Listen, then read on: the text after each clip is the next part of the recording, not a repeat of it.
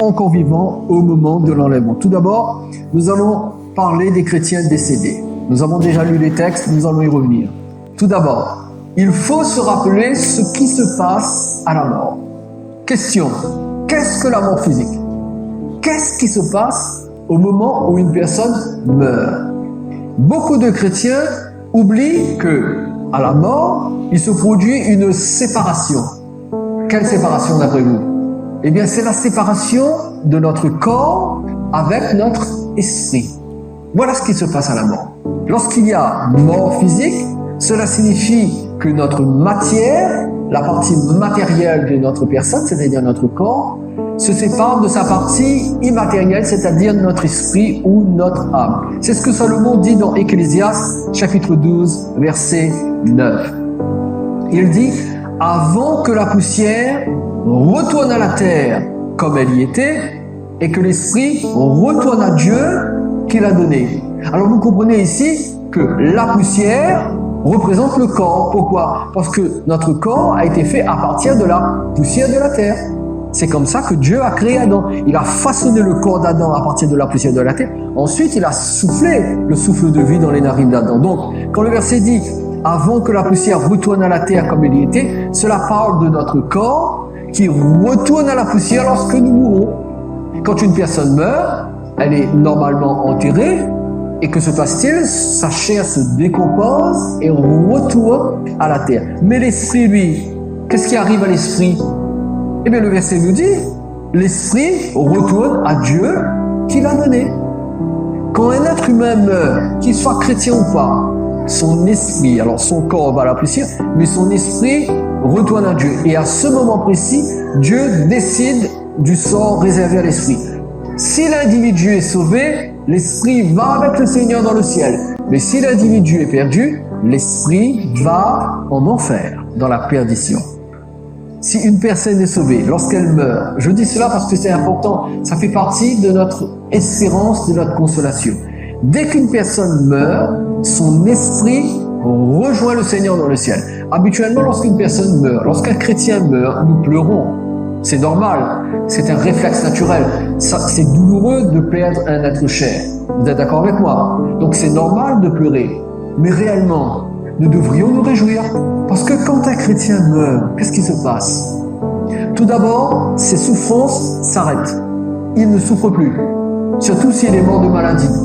Premièrement, il ne souffre plus. Deuxièmement, il est avec le Seigneur. Son esprit est avec le Seigneur.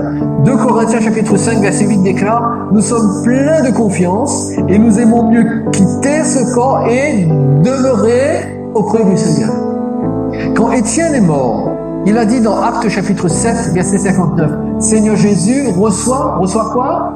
Mon esprit.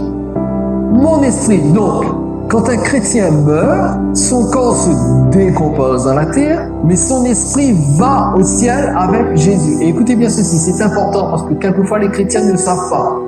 Quand un chrétien meurt, son esprit va au ciel, pas son corps. Son corps retourne à la poussière et se décompose.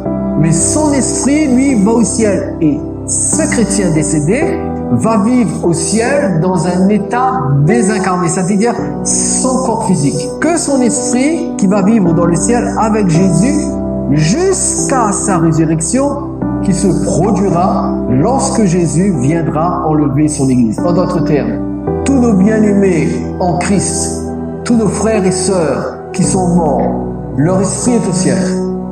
Mais quand Jésus va venir enlever l'Église, Jésus va revenir avec leur esprit. Pourquoi? Eh bien, voyez-vous, quand Jésus descend du ciel pour enlever l'Église, il revient avec l'esprit des chrétiens qui étaient au ciel pour que leur esprit réintègre leur corps. Parce que rappelez-vous, leur corps est devenu poussière. Mais quand Jésus va revenir enlever l'Église, tout d'abord, il va ressusciter le corps des chrétiens qui sont morts. Ça va être un corps glorifié. Et leur esprit qui était au ciel va descendre avec Jésus et va de nouveau s'unir avec leur corps. Mais ce ne sera pas le corps qu'ils avaient eu sur terre. Ce sera un corps glorifié. Ce sera un corps de résurrection. Est-ce que vous m'avez compris? Regardez ce qui est écrit dans 1 Corinthiens chapitre 15, versets 42 à 44. Ainsi, en est-il de la résurrection des morts. Le corps est semé corruptible quand vous mourrez. Votre corps est livré à la corruption. La preuve, il se décompose. Mais il ressuscite incorruptible. Il est semé méprisable. Pourquoi? Parce que notre corps s'abîme. Il vieillit. Il peut être détérioré par la maladie. Donc il est semé méprisable. Mais il ressuscite glorieux. Il peut être semé infirme. Si nous avons été victimes d'une maladie qui nous a rendus infirmes, il est semé infirme, mais il ressuscite plein de force. Il est semé corps naturel, mais il ressuscite corps spirituel. S'il y a un corps naturel, il y a aussi un corps spirituel. Donc ici, l'apôtre Paul fait bien la différence entre l'état de notre corps lorsque nous mourons et que nous sommes enterrés et l'état de notre corps lorsque nous ressuscitons. Parce que voyez-vous, même si notre corps a disparu et s'est mélangé à la terre, lorsque Jésus reviendra du ciel en tant que Créateur tout-puissant, il prononcera une parole de vie. Et toutes nos cellules mortes qui se sont éparpillées dans la terre, à la parole de Jésus, toutes ces petites parties de notre corps, aussi minuscules soient-elles, vont se réunir de nouveau. Notre corps va être restauré, mais ce ne sera plus un corps infirme, corruptible, naturel. Ce sera un corps glorieux, ce sera un corps spirituel, ce sera un nouveau corps. Et l'esprit qui était au ciel va réintégrer ce corps glorifié. Donc, l'esprit des chrétiens réintégreront leur nouveau corps de résurrection lorsque Jésus viendra enlever l'Église. Mais ça, c'est pour les chrétiens morts qui ressuscitent. Qu'en est-il des chrétiens vivants?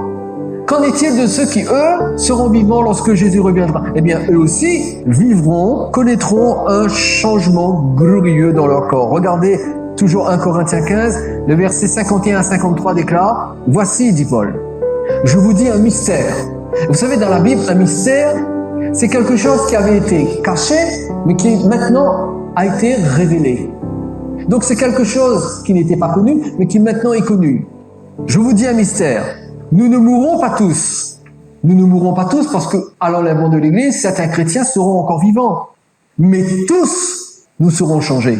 En un instant, en un clin d'œil, à la dernière trompette, la trompette sonnera et les morts ressusciteront incorruptibles. Et nous, c'est-à-dire nous les vivants, nous serons quoi? Changés. Car il faut que ce corps corruptible revête l'incorruptibilité et que ce corps mortel revête l'immortalité.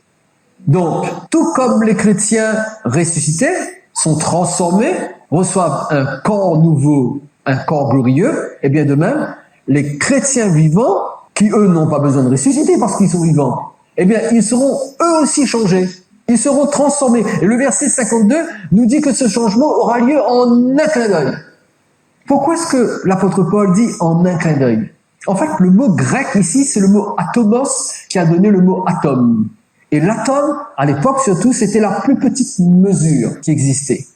Ce que l'apôtre Paul veut nous dire ici, c'est que ce changement aura lieu si vite que premièrement, on ne pourra pas compter le temps que ça prendra, que nous serons nous-mêmes surpris.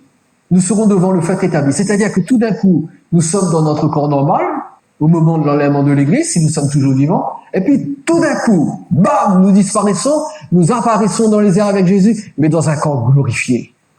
Cela signifie que lorsque la trompette sonnera, juste après la résurrection des morts, les corps des chrétiens vivants seront transformés en corps de gloire sans avoir à passer par la mort. Et avec notre corps de gloire, nous remonterons au ciel avec Jésus pour en revenir lors de sa deuxième venue, lorsqu'il descendra pour juger le monde et établir son royaume de 1000 ans sur terre.